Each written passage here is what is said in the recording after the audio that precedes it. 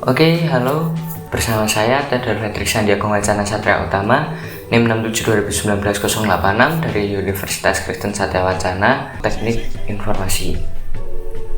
Dalam mata kuliah sistem operasi ini, saya akan menjelaskan tentang sistem operasi dan komponen-komponennya. Sebelum kita masuk ke dalam komponen-komponen, saya akan menjelaskan tentang apa itu sistem operasi. Apa itu sistem operasi? Sistem operasi secara umum yaitu jembatan antara user atau pengguna dengan hardware atau komputer. Lalu secara spesifik, sistem operasi itu pengatur sumber daya dari hardware atau komputer. Lalu kita akan berlanjut kepada komponen sistem operasi. Jadi pada komponen sistem operasi ada 3, yaitu UI, lalu ada kernel, dan juga manajemen file. Pada UI itu akronim dari user interface, artinya user itu pengguna dan interface itu tampilan. Jadi secara garis besar itu tampilan untuk pengguna. Ini fungsinya untuk mempermudah user atau pengguna dalam menggunakan aplikasi atau komputer yang akan ia gunakan. Jadi seperti jembatan antara user dengan aplikasi atau sistem operasi yang digunakan. Lalu lanjut kepada kernel. Ada 4 macam kernel, yaitu monolithic kernel, lalu ada microkernel, hybrid kernel, dan juga exokernel. Apa sih fungsi kernel? Kernel itu seperti jembatan juga antara aplikasi dengan hardware. Jadi misal aplikasi butuhkan manajemen input output. Nah, itu input atau output dari hardware akan diatur atau di-manage oleh kernel. Jadi aplikasi lalu ke kernel lalu ke hardware. Nah, itu disebut monolithic kernel. Monolithic kernel itu ada aplikasi lalu langsung ke kernel langsung ke hardware. Kelebihannya dia lebih cepat, tapi kekurangannya jika ada crash, seluruh sistem akan juga ikut crash. Lalu untuk menutupi kekurangan monolithic kernel, itu terdapat microkernel. Microkernel ini terdapat server di antara aplikasi dan kernel untuk meregulasi atau mengatur kebutuhan aplikasi terhadap hardware. Jadi misal aplikasi membutuhkan input keyboard atau membutuhkan output ke monitor, nanti server ini yang akan menyediakan layanan dari kernel untuk ke aplikasi. Nah, jadi nanti ada aplikasi, lalu ke server, lalu ke kernel, dan terakhir ke hardware. Lalu ini kelebihannya lebih aman ya dari crash.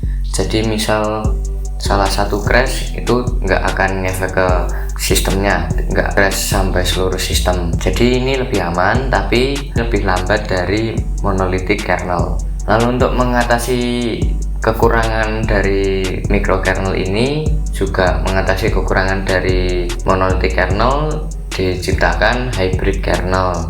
Hybrid kernel ini menggunakan kedua teknologi dari microkernel dan monolithic kernel. Jadi hybrid kernel itu ada server tapi di dalam kernel. Jadi nanti aplikasi lalu langsung ke kernel atau mau ke server. Jadi misal ini server, nah nanti di luarnya ini ada kernel.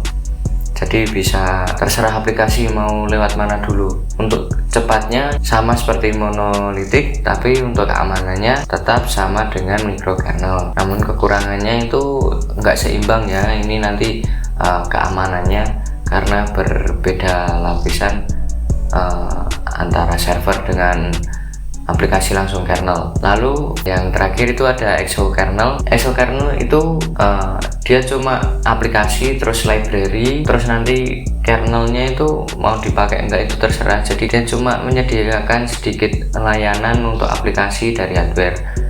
Jadi nanti kalau misal mau ekspansi atau menambahkan fungsi-fungsi yang lain itu bisa ditambahin library, lalu langsung ke hardware juga bisa. Jadi aplikasi, library, langsung ke hardware. Nah, ini kernel itu di tengah-tengah antara library dengan hardware. Pada komponen sistem operasi modern ini ada 7 ya. Ada manajemen proses, memori utama, memori sekunder, input output, berkas, terus jaringan, proteksi juga.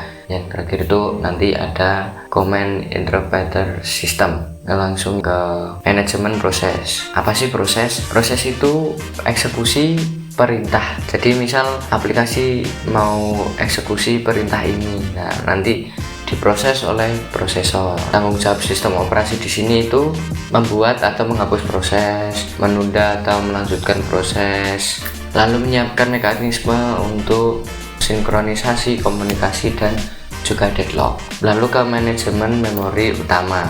Memori utama itu RAM ya, jadi penyimpanan sementara. Nah, di RAM ini berfungsi untuk menyimpan data sementara untuk membuka aplikasi. Tugas sistem operasi ini nanti alokasi data. Nanti data ini dipakai sama siapa aja. Nanti pindah ke prosesor, kembali lagi ke memori utama, nanti ke memori sekunder.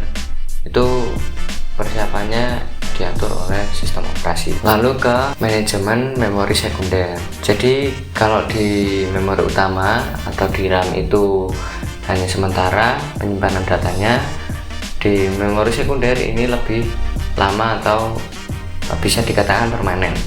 Lalu ke manajemen input dan output. Dalam manajemen input dan output ini, misal kita mau input keyboard atau output ke speaker atau output ke printer, nanti tanggung jawab dari sistem operasi ini adalah sebagai buffer atau menampung sementara data yang akan dimasukkan ke dalam prosesor. Lalu juga spooling. Spooling itu kayak penjadwalan input output, juga menyiapkan driver. Jadi manajemen input output itu juga bisa disebut device driver. Jadi dia dapat menyeragamkan device untuk dibaca di berbagai sistem operasi biar seragam. Lalu lanjut ke manajemen berkas. Apa itu manajemen berkas? Ya, memanage berkas. Berkas itu kumpulan informasi atau data yang mudah diolah.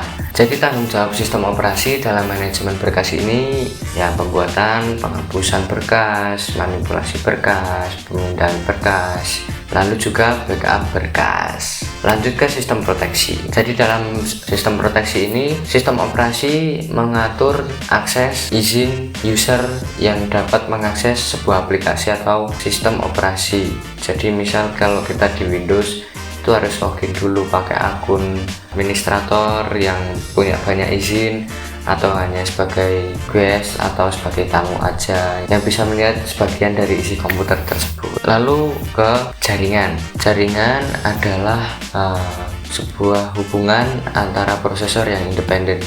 Jadi prosesor yang tidak berbagi memori dan clock speed itu bisa berhubungan dengan adanya jaringan, dan di jaringan ini tugas sistem operasi itu dapat menghasilkan sebuah komputasi yang lebih cepat, data yang diberikan itu lebih baik, lebih efisien, juga ketersediaan data ini meningkat. Dan yang terakhir itu command interpreter system. Jadi command interpreter system ini artinya menayangkan atau menampilkan sebuah komen atau perintah. Jadi dalam Windows ini dia interpret pakai user interface. Kalau di Microsoft DOS itu pakai command line atau cuma teks doang. Nah, nanti inputnya bisa pakai mouse, pakai keyboard, atau pakai pen atau touchscreen.